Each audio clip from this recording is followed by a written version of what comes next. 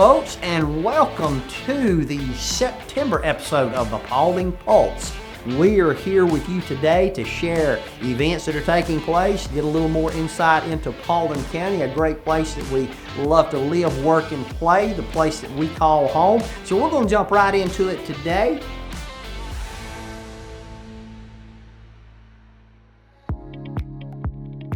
There is a Buddy's Hope food drive going on at the Paulding Animal Shelter. They are waiving adoption fees. All you have to do, bring in some items that will be great to put in the backpack. This is for the students at Herschel Jones Middle School and Paulding County High School, the backpack program.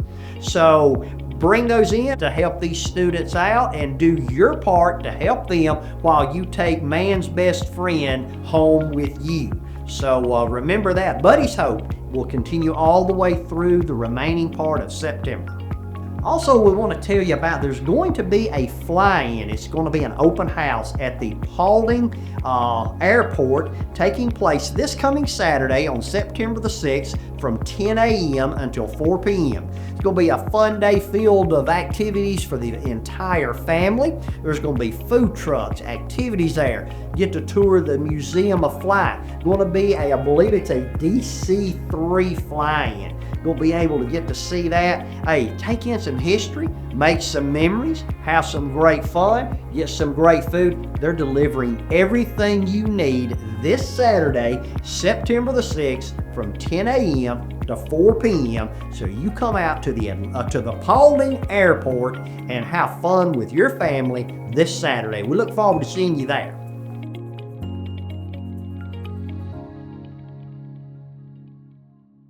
Folks, on a somber event or date is always for everyone is September the 11th. We all remember where we were at that day, what we were doing that day. And to commemorate this special day in our history, there's going to be a run that's going to take place that morning on September the 11th at Veterans Park, 240 Constitution Boulevard at 6 a.m. And so come out. I believe there's going to be about 7 laps around the track there that will take place on September the 11th. So come out and take part of that and just pay homage and respect to those lives lost on that horrible day. And then as the morning progresses, around 8:40 that morning, we're going to kick off the 9/11 Memorial Service that will take place there at the 9/11 Memorial at Veterans Park, again, 240 Constitution Boulevard. So we want to invite you to take part in both of those activities. If you can't be there for the run, please put on your calendar at 8:40 that morning. There'll be a service that will be taking place there, a ceremony. We will have individuals from New York Fire Department that will be with us. Our own sheriff's office will be there, as all of our first responders, fire rescue, EMTs. So come out on September the 11th as we commemorate and remember those lives lost on that horrible day.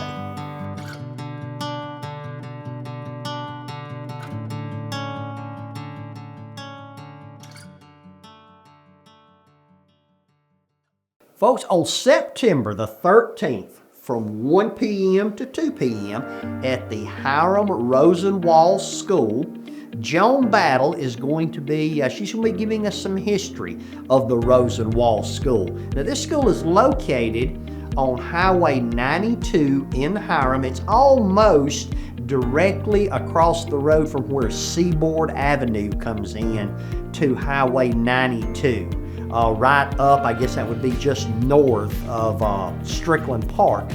So come out and plan on being there with Miss Battle as she gives the history of the Rosenwald School. You'd be amazed at the history that took place right here. Take a tour of the facility. It's a wonderful time for you to get to know just a little bit more about Paulding County. And I promise you, you've been by it 1,000 times and you probably always wondered what it was. But go by and learn the history of the Hiram Rosenwald School. And this is on September the 13th from 1 to 2 p.m.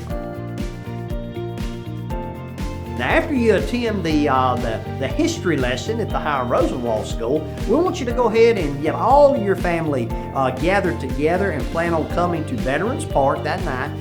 Moana 2 is going to be showing, Movie Under the Stars. This will be the final movie in the summer movie series that will be taking place at Veterans Park, September 13th, 7 p.m.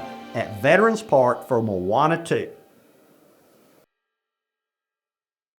Folks, we're going to break away. You know, we always like to take a little time and spotlight an individual, someone that maybe they do something that we take it for granted. And I promise you, as we spend some time with the director of the Transfer Center and the Recycle Center here in Paulding County, you know, we all can appreciate Mr. Tommy Leonard and his entire crew. You know, I found out that while spending some time with him, 13 individuals take care of 188,000 folks. So we're going to break away and hear from Tommy Leonard and just get a little bit of insight into what he does for each of us every single day.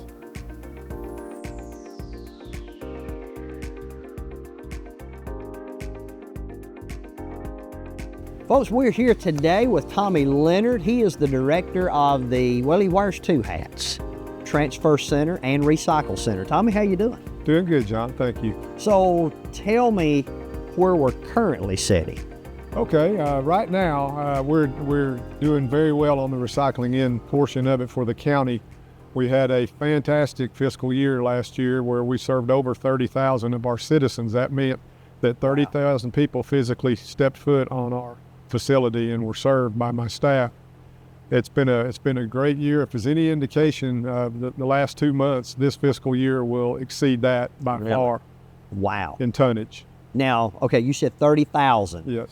Now, is that 30,000 just to the recycle center? Just to the recycling center itself. Wow. Now, what all do you take here when we talk recycling? Yeah. Tell us what we're talking about. Well, basically, and I had to put this down on paper because I couldn't remember all of the numbers for a little bit much for me, but we take cardboard, mixed paper, plastics, scrap metal, aluminum cans, and amazingly, we took 66 tons of tires last fiscal year as well. Batteries, oil, glass, all of that is the items that we take, and we're limited to what we can take. Obviously, you know, hazardous materials, paints, and things like that. But those are our core products. And we were able to, on our fiscal year last year, we were able to, the tons, we were able to divert from the solid waste transfer station 1,515 tons that did not go into the landfill that came here. And I was able to, my staff was able to process it and sell it to private vendors. Now, just so everyone understands, this is the only recycle center Paulding County has, correct? This is the one and only. So if there's recycling done in Paulding County, it comes here. Yes, sir. Now, so that means that these 30,000 plus people that are coming through, you're managing just the recycle piece of it with yourself and how many staff? When we're fully staffed, there's a total of 6 of us. Wow, that handles all of that. Recycling alone. And I mean, and it took us some time just getting set up this morning with people coming in, and I mean the baler's back over to my left, and you know, to get everything in and out. So you guys stay extremely busy. But this ain't the only hat you wear. No, sir. You're also at the top of the hill here, the Transfer Center. Yes. Tell us a little bit about that. Well, the Transfer Center is unique in itself, and you can see any day that you come out here, we do experience long lines because we are the only facility, the only landfill / transfer station in the county. There is a new one in progress that has been approved. I believe it's been approved near Bill Cruz Parkway, and that'll serve that side of the town and will take a lot of relief out here. My Saturdays, typically, I'm up here 5 hours directing traffic. It's just that busy. Now, you guys, y'all close at noon now. Yes, sir. Right? Because on Saturday, I'm talking. Saturday. And the lines, people are still lined up. Yes, sir. Trying to get in. So our goal is to keep them moving as fast as we can, but we have to keep in mind too that we have to operate our equipment while we still take the influx of the customers. We have to be very careful with that machinery up there. Right. Right. Now, how long have you been here, Tommy? How long have you been doing this? Deidre Holden hired me as a temporary 40. This October will be 21 years. 21 years. Yes, sir. Wow. So you know a little bit about recycling material and everything. So I've been really blessed because they allowed me to attend the University of Georgia Operator School, and I have 2 more certified operators up on the hill. They also sent me to, if you wouldn't believe this, but there's a recycling university in Salisbury, North Carolina that got my qualification to be a professional recycler. how long does that take to get that? It's a week-long course. Okay. Both of them, we have to go back every 5 years to the University of Georgia for recertification. But you can't operate a landfill or transfer station without a certified operator on site or very close that can get in here with minutes. We get inspected periodically, and our last inspections that I can remember, we have never failed to get 100%. Really? Yes. Now, these inspections, who are they conducted by? From the Georgia Department of Agriculture. Okay, so so is the Department of Ag, do they oversee the transfer center, I guess you would say, or? Yes, sir. We have rules and regulations that we have to go by. They start, of course, local, and then you have state and federal regulations, EPA, EPD, compliances, and things like that. Now, when we came in, I noticed there was bales of crushed aluminum cans just in cubes. Tell me, where do those go? Okay, it's a great process, and especially with aluminum. Aluminum is one of the items that once you've used it as a consumer and you get it to me and I get it to my vendor, less than 6 weeks, it can be a new can on the shelf. Really? We sort them out on our pre-sort table. We bring them into the balers that are over here to my right, and we bale them into 300-pound bales. I think I've got close to 20 bales down there that weigh 300 pounds apiece. And aluminum, I kind of play the market. I watch the prices of cardboard and plastic and aluminum, and I'll set on them rather than give them away. So you are the stock trader of recycled products in Paulding County. Yeah. All the material that we sold from here that was baled and sent off, we returned back to the general fund over $180,000. So $180,000 that you returned. Yes. To Paulding County's budget. That's right. For my cardboard, mixed paper, plastic, and aluminum cans, and also we have still a site up here for appliances, and then dishwashers and refrigerators. And that's at the top of the hill at the transfer center. Which is a win-win situation because when it comes in, we charge a weight, and then I turn around and sell it. So okay. Now, I noticed you also had, we talked about the balers to my left, but over to my right, I noticed that, I guess this is e-waste. Yes. Computers and printers and fax machines. Yes. That seems to be a big market for that also. Well, it fluctuates. Okay. A lot of things depend on China. I know that sounds weird, but we get what's called a yellow sheet that comes out at the beginning of each month. And it's China usually sets the prices on paper and metals. Really? Yes. Okay. All right. Now, what do you think? Because I'm sure there's a lot of people that they don't even know you're here. Right. I promise you, I'm never. It never ceases to amaze me when you run into people out on the street and they say, well, I didn't know we had this. I didn't know we had that. What do you think one of the biggest misconceptions that people have for the transfer center and the recycle center? Starting with the recycling center, most people do not believe that it actually gets recycled. They've seen it for years, many years ago. A lot of the vendors, private vendors in the county, were collecting recyclables, but they never actually made it to the vendor. They went into the solid waste tray. As far as landfill goes, one big misconception is that people think that they should be able to dump free. They don't really realize that we have to pay for the service that we have. Being a transfer station, we bury no garbage or solid waste on our site. It is transferred out to a certified landfill up in North Georgia. Okay, now say that again. I want everybody to understand. You are not burying trash on this site. Let me explain this too, because our landfill up there is over about 125 acre site, and about 35 or 25 acres of it are permitted. We're in phases. When this was an active landfill, you started out with phase one. When it's completely full, you have to go in and prep it to close it, which means you've got to take all the vegetation off of the ground. You've got to put down a clay barrier on the bottom of it, and then you have to fill it in. You have to cover it with a poly liner and then revegetate it and monitor it as well. And then you move on to phase 2. Phases 1, 2, 3, and 4 are closed. Phase 1 is legitimately closed. It's been through the whole process for about $1 million, a little bit over $1 million. Oh, wow. So we could stay in compliance with the state, and it'll have to be monitored for 30 years once we close this facility, if we ever do. But we're not concerned so much about the area that we need as a landfill, because we're transferring. And but a big misconception is that we bury it. Phase 5 is still legally open. If we have a natural disaster or a man-made disaster, we have a place that we'll be able to take a certain amount of that debris and stuff. Okay. Yeah, because I think a lot of people, they have a misconception that, this is a landfill, that everything that gets brought in gets buried here. Right. And we like for them to understand that you're transferring this out. And you say it goes to North Georgia. To Chatsworth. It's quite a haul, but as you know, we go with low bids majority of the time. And we do transfer it out, not bury it on site. Okay, well, that's good to know, and that should make, especially the people live in this neighborhood. I mean, yes. That they understand that. Yes, and we try to be good neighbors. That is our number one goal. People don't realize that we've been out here when this was a 2-lane road called Grants Chapel Road. There was no Seven Hills, no Bentwater, no Nature Walk, and quite often they'll get upset with us because we're here. But everybody produces trash, John. You know yes, that. They do. It's got to go somewhere, and it's a $1 billion industry.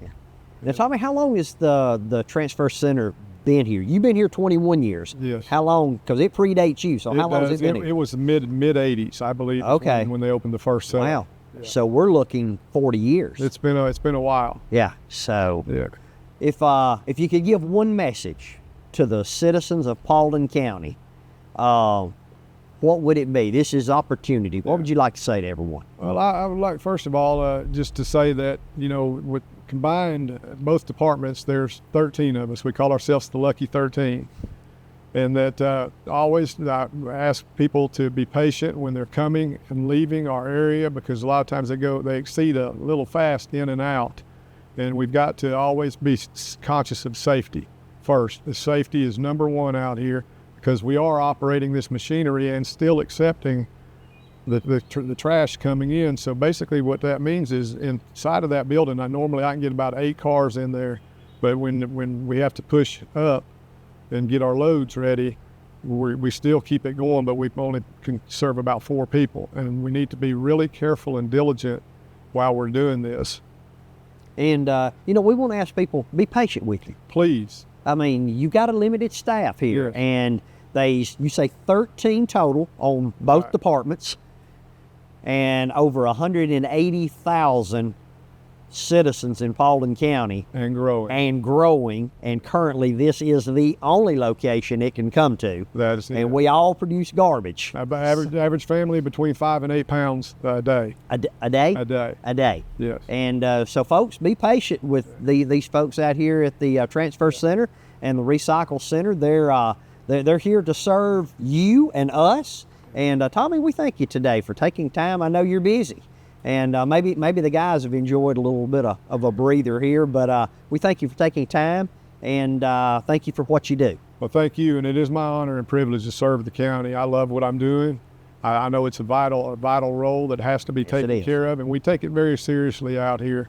But it's great working with Paulding County. I've had a good run out here, and I got a few more miles left in my tank. But we're glad to hear that. And I think the people that give us the support, and the majority of our customers, are fantastic. You wouldn't believe that we get bombarded with treats daily out here, and we're going to have to stop that and ask for some cheese and meats and things like that. We're eating just a little bit too many sweets, but we just really, in a nutshell, it's an honor and privilege to serve the county. Well, thank you. You do an excellent job, and thank you for your time today. Thank you, sir.